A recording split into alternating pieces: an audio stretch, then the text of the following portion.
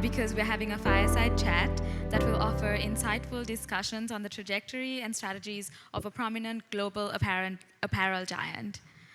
Deshamanya Mahesh Amaleen is the co-founder and chairman of MAS Holdings, the largest apparel tech company in South Asia and among the most recognized design-to-delivery solution providers in apparel and textile manufacturing. Mahesh was conferred the title Deshamanya, Pride of the Nation, an honor award by the government of Sri Lanka for highly meritorious service in 2015 by the President of Sri Lanka in recognition for his service to the nation. He is a visionary leader and is engaged in nurturing teams, uplifting communities, and committed towards creating a sustainable future for the next generation. Mr. Mahesh Amaleen will be in conversation with Mr. Ajai Veer Singh, who fathered Sri Lanka's fashion development movement, and as a result, close to 80% of fashion designers that we see today are the product of his fashion development platform. Colombo Fashion Week is the backbone of Sri Lanka's fashion design industry and its guiding light. It is one of Asia's mere 4 fashion weeks that are over 20 years old, and in those 20 years, he has created a fashion ecosystem in Sri Lanka, opening the doors for the next generation to take up fashion as a profession. Let's welcome these two individuals to the stage.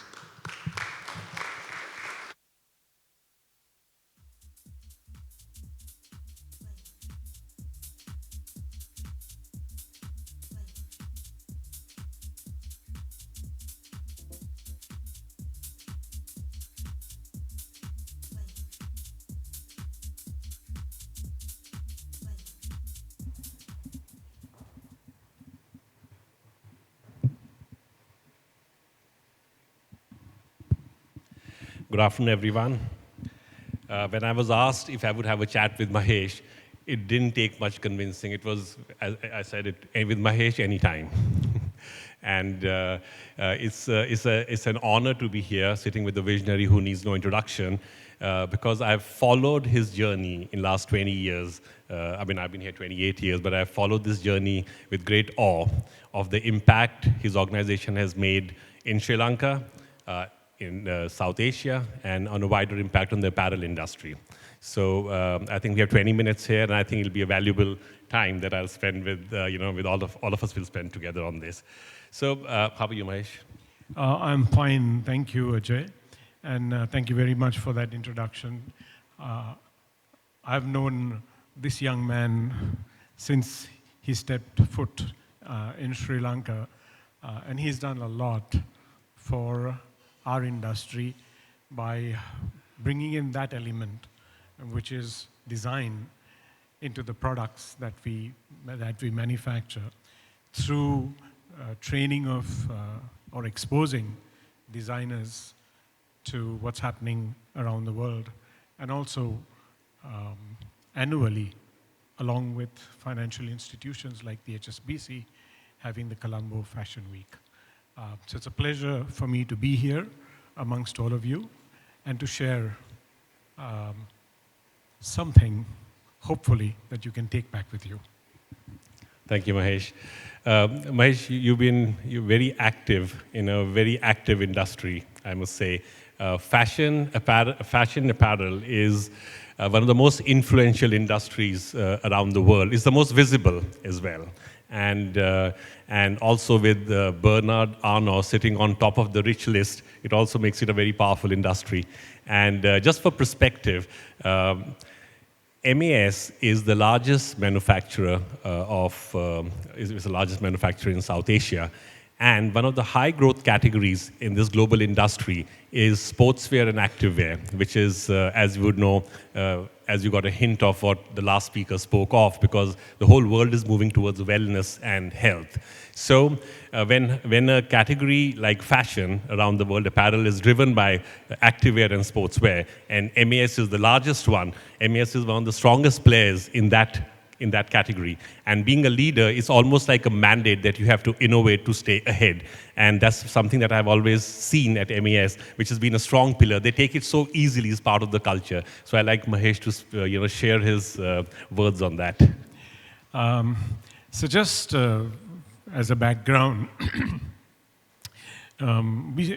and I'll be speaking a little more in detail later, but our beginnings were in intimate apparel.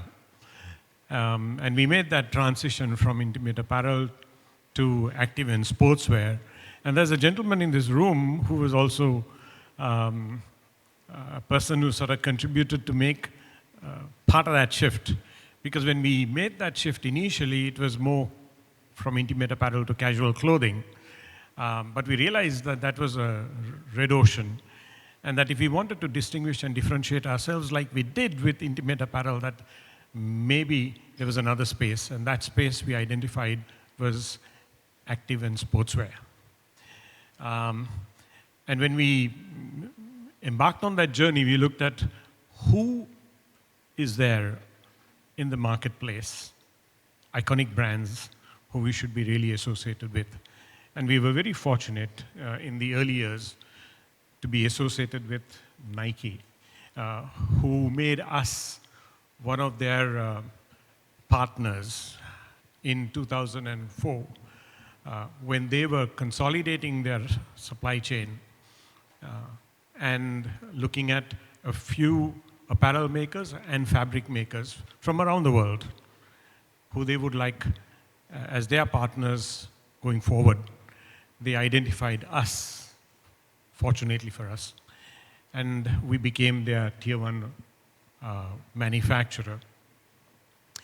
The journey we've had with Nike is getting insights from them,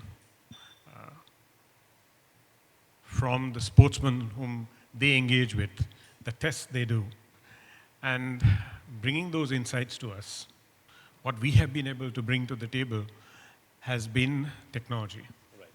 Whether it's material science or whether it is technology in bringing material together through sewing or through bonding. Because with performance clothing, it's a lot about the material and how that material performs and how comfortable the athlete is in that clothing when the athlete is performing at his or her peak. So it's been an interesting journey. We are the single largest supplier to Nike. And during that journey, we also started working with Lululemon, very different. Yeah. Yoga, calm, meditation. And so when they first engaged with us, we were like, okay, so what's that difference? And interestingly enough, they spend a lot of effort and a lot of energy on and science on material. Much more, interestingly enough, than even Nike does. It takes them almost 3 to 5 years to develop a fabric because of the kind of performance they want the fabric to make. But that journey has been very interesting for us. And in the recent past, whilst these iconic brands have been present in the marketplace, you're seeing new brands emerge and take away market share. Yeah. You're seeing brands like Gymshark take away a small market share. You're seeing brands like Aloe Yoga take away a market share. But you're seeing also iconic individuals launch brands and take market share from, again, iconic brands. So it's an interesting marketplace and an exciting space. And our growth for the last probably 15 years has been more in this space than in intimate apparel. Mahesh, also this quest for excellence, I remember knowing that at one point you had gone to study the facility at Toyota, which was completely a different thing, like automobile manufacturer so far away from apparel. Tell us that story. So we started our business entering into strategic relationships with customers and companies that had excellence in manufacturing. So we had a very fairly strong base. However, at a particular point of time, what happened was I was getting feedback from our customers saying, whilst we like what you're doing, you're becoming expensive, you're becoming slow, your speed of response is not as good as some of the others who compete with you. Mahesh, there's a need for a little shake up here. And I didn't know better. So how do you shake something up if you don't know better? And it's just interesting, but in 2002, the current president was then the prime minister, and he was traveling into Japan for a donor conference, and he invited me to be a part of his delegation. And I was invited to speak on the apparel industry and the success of the apparel industry at a forum after the donor conference, which I did. And then I took the opportunity to actually visit Toyota, Nissan, Toyota suppliers. And by the end of that week, I was really kicking myself and saying, why didn't I put my butt on a plane 10 years back and come here? Because there was something special about manufacturing that I witnessed then. I didn't know what it was, but there was something special there. I came back to Sri Lanka, and then I was with my colleagues, and I said, I really saw something that was special. And they said, tapped me on my back and said, Mahesh, looks like you had a good visit to Japan. I realized that they didn't get it. And it took us 2 years, but we were able to get a Japanese company who could explain the principles, the practices of Toyota, the Toyota production system. So they sent an invoice. I looked at it. I said, I was planning to take 6 to 8 people. I looked at that invoice. I said, my gosh, this is expensive for a 1-week program. And I asked, how many people can I bring? He said, our class can take 25. We took 25 people across. From China, from India, from Sri Lanka. We just took almost a plane load across. And we were in Nagoya for a week. Spent a few days understanding principle. Then went and saw the plants, Toyota's suppliers. And at the third day, about Wednesday, the guy said, you know what, they have one model, 4 years. They're engineered product. This is not for us. Thursday, they took us across to a small plant, and we walked in, raw material, fabric rolls, walked into production, sewing machines. They're sewing the seat covers for the Crown and the Corolla. That's when the penny dropped. And then he said, we can do this. And so he came across and set up a plant, took one of our plants. And this was another piece, which is we took our best plant, giving good returns to the shareholders, making a great product for the customer, and making good money, right? And we said, if we can improve the best, then we can take that learning across to all the others. And if someone had told me then that they could improve that plant by 80% in terms of its productivity, I would have said, go take a hike. But that's what we achieved in 3 years. And since then, we sort of just embraced the concept and the philosophy and took it right across our business. Excellent. Excellent. Moving on to the other pillar, which is sustainability. I think in an industry like apparel, where innovation, it's almost a mandate for leaders to have innovation, but it's almost like a requirement for them to be sustainable, right? And I know that a lot of organizations around the world are struggling and scrambling to tick that box. But that's something, I think that's a crown that MAS wears very easy, because I've realized programs like, I think recently there was Oceans Plastic Foundation for Change, then Go Beyond, the Women program. Those programs are such an integral part of the culture that is almost like a differentiated offering that MAS offers. I would like to hear you on that.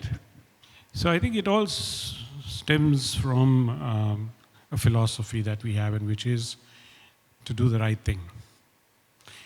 Whether it is with the people who work with us, or whether it is with the environment we are in, right? And for us, conforming with labor standards and environmental standards and health and safety standards, all of that came very, very early, even before it became something that customers insisted on. For us, sustainability and taking care of the environment was important because we come from a very small island, and we know the value of resources. We don't have that much of it. And so ensuring that we take care of the environment was also a big piece. With respect to people, we've always believed in treating people with respect and dignity. And we've always looked at, the workforce we have. We employ a total of 100,000 people today. And almost about 80 to 85% are women.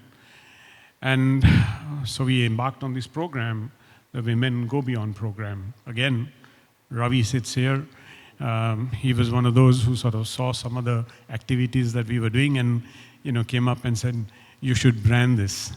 And so we created a program that helps empower and elevate the women working with us across the whole organization. But we started from the grassroots. We started from the team members and the team leaders, and then went up to the executives. So both sides. And then on the environment side, we've done a lot with the Navy in clearing the beaches, using the plastic and making them into little pellets, converting them into yarn in a plant that is available here in Sri Lanka, then using that yarn to make fabric. And the first set of people who actually wore that at the performance level was the Sri Lankan cricket team that actually we were then the clothing sponsors for the Sri Lankan cricket team, and we used that particular ocean plastic for the Sri Lankan cricket team, and they performed well then, okay? So, the start, let's go back to the start. There's another thing that I've read at many places, that there was a gentleman at 30 years of age and rupees 30,000 in his pocket. I think it would have been a very blank canvas considering over $2 billion in turnover now. So Mahesh, at that time, I'm sure there would be a certain thought process or a certain value system that would have served you really well. And I'm sure you still carry some of that. So I'd like to hear the secret. So quickly, I come from a family that has been in textiles and clothing since 1926 in Sri Lanka. I trained as a chemical engineer, actually with the intent of not being a part of that business that my grandfather had established. We lost our father when he was 15, and so the business was actually run by my uncles and my grandfather. And so I came back from my education, and my grandfather came home and he said, "So Mahesh, what do you want to do with yourself?" I said, "I'm waiting for my results." And he said, "Okay, but I want to continue being a chemical engineer. That's the profession that's what I've trained in, and that's what I'd like to do." He said, "Good plan, son. Come with me." And he put me on the shop floor of one of the factories that we had in the extended family business.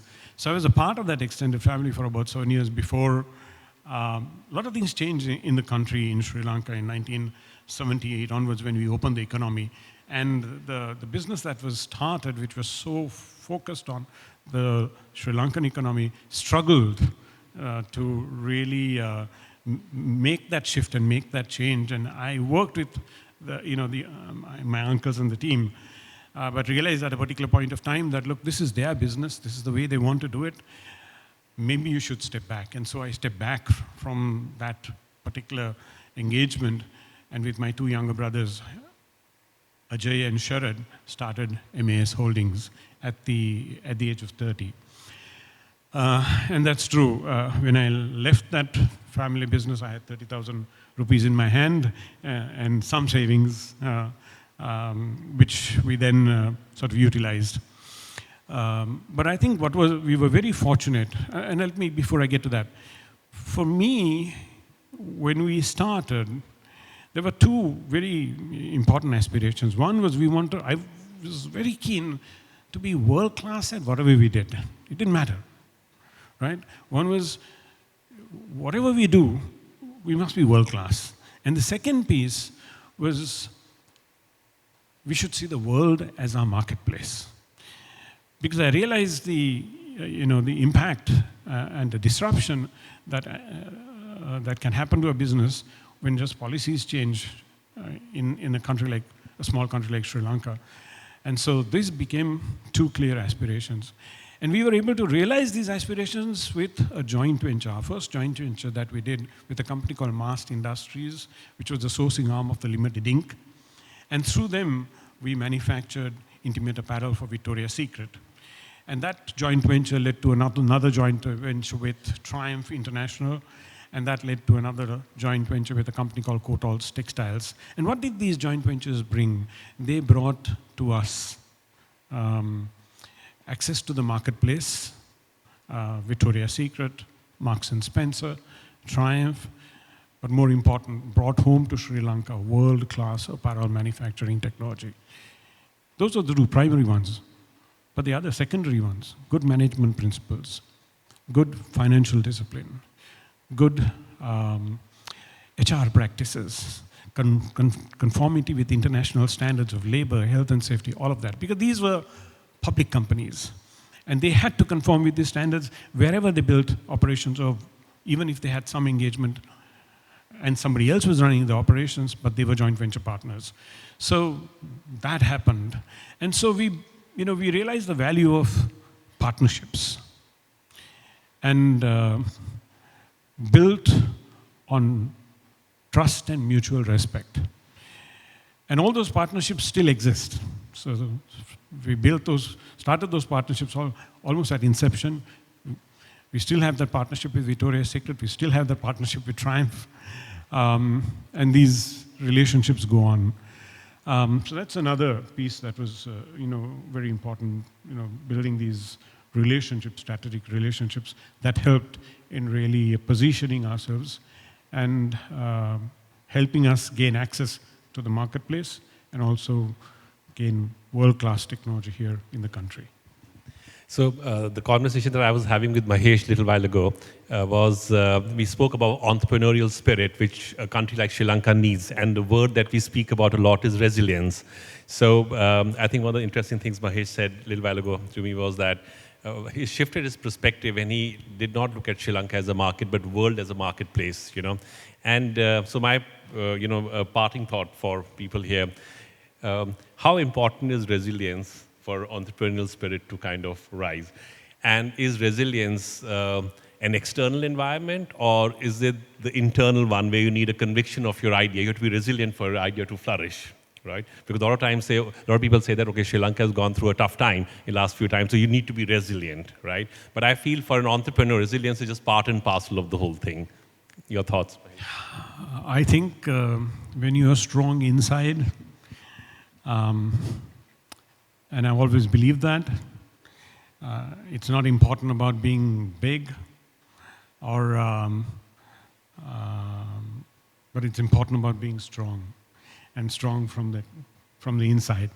And if that strength is there, and the confidence is there, and the conviction is there, that you can withstand whatever comes at you. And in Sri Lanka, we've had a lot come at us, right? In the years that I've been doing business here, right from the time, literally, we started my professional career. Uh, the you build the muscles over a period of time, and I think it comes from within. But the external environment,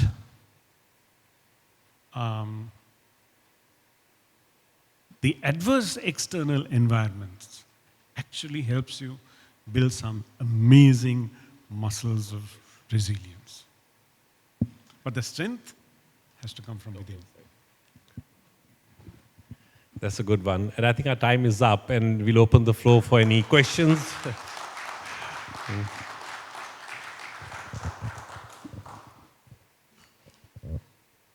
This couldn't have been that boring. There's not a single question.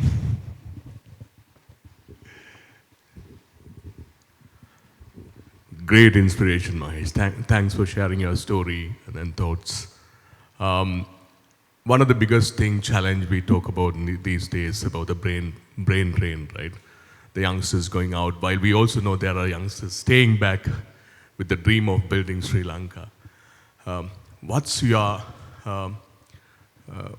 what will you share to those youngsters who got dreams and who wants to build a better Sri Lanka for all of us and the future generations? There is some things that, there are some things that a company can do, and I think most corporates should, work towards ensuring that the space that they can influence, they make that attractive to young people, giving them training, giving them exposure, giving them opportunities, and helping them grow as individuals, professionally, and also personally. There are issues that are outside the control of the corporate, which become that much, challenging. And in Sri Lanka, we've really had that challenge intensify with everything that's been happening in the last 5 years, and especially in the last few. There's no other solution but to ensure that we make Sri Lanka an attractive place for everybody. And as corporate leaders, as leaders who have the opportunity and power to influence, I think it's our responsibility to work with the powers around to make sure that the right kind of conditions are created for people to continue to stay and make their futures come, or their dreams and aspirations, to help them achieve them within the country. If those conditions are not there, it's always going to be a challenge, and you are going to face this constantly.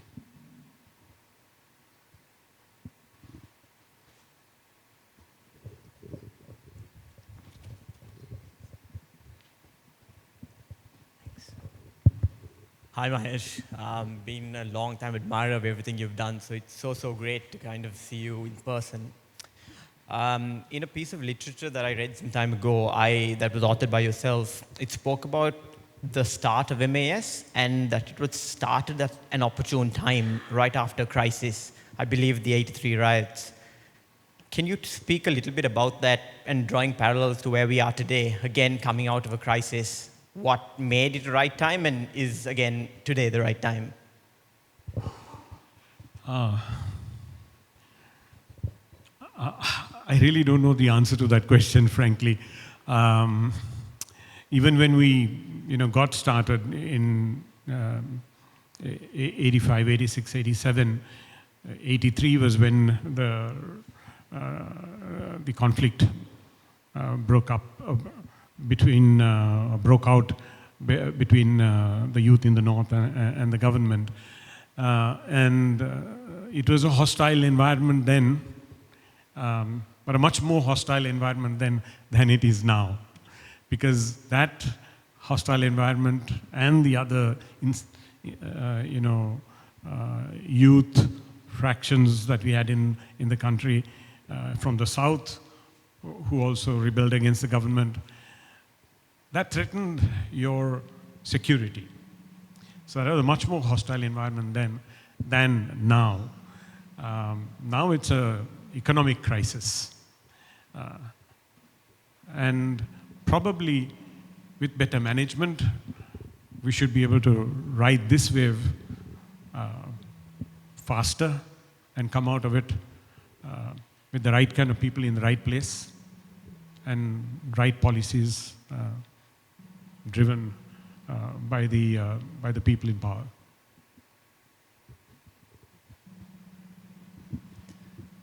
I think that comes to you conclude our session with that. Thank you very much. Thank you.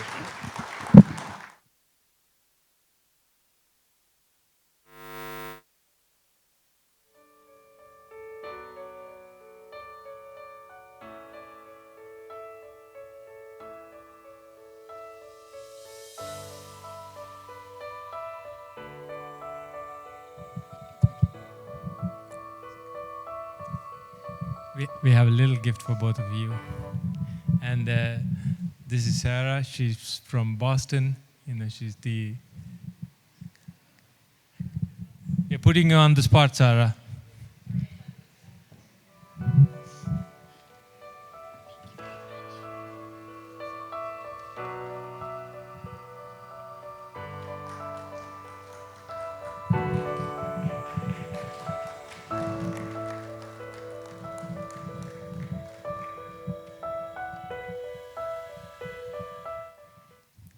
Thank you so much, Mr. Mahesh Amaleen and Mr. Ajay Singh.